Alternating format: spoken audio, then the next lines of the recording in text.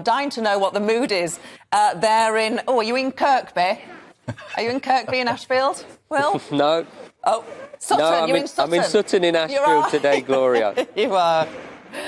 What's the mood, Will?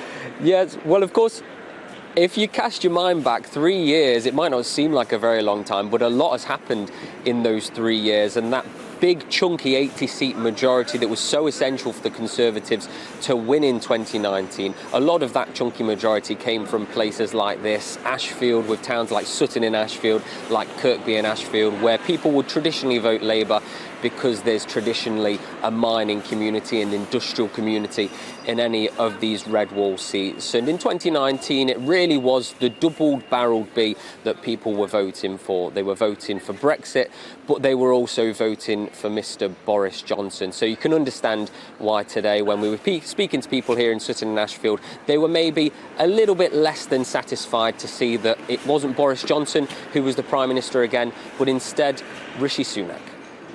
No, I don't want him. I want Boris back.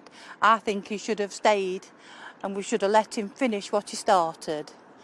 I really do. I mean, I don't think anybody could have done a better job. I know there were a lot of backlash and things like that, and he made a lot of mistakes. I'm not saying he didn't.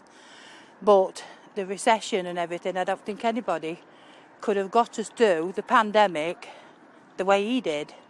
As normal people, where we come from and stuff, I think it would be more beneficial for the high-end people, you know. So I don't think it's going to benefit us in any way. But we'll see. When he took the 5p off the fuel, if it's his reality, because he's so wealthy, is he really going to be for the people, or is it going to just be more wealthy people as such? That's it, really. We should have had a choice in everything, and we haven't, and it feels like people are just being ignored. Yes, well, when we saw Rishi Sunak making that first address outside of number 10 Downing Street, he did mention three things that are going to be quite key for people in places like Ashfield. He mentioned Brexit. 70% of people here voted for Brexit. He also mentioned armed forces, veterans. If you could see the streets around us, there are poppies because, of course, it is Remembrance Sunday in the near future. And finally, he mentioned... I can't remember what the final thing he was mentioned because some young boy just screamed at me as he was driving past. But of course, big things like Brexit, of course it was levelling up. He mentioned levelling up.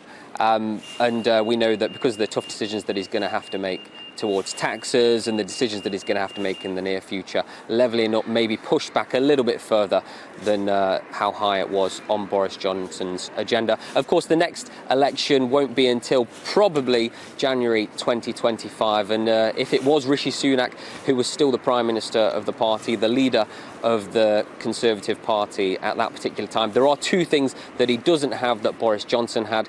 He doesn't have a fancy slogan like Get Brexit Done, and he doesn't have Jeremy Corbyn in charge of the Labour Party, which one person who was here in Sutton and Ashfield this morning told me was the main reason why people turned away from the Labour Party.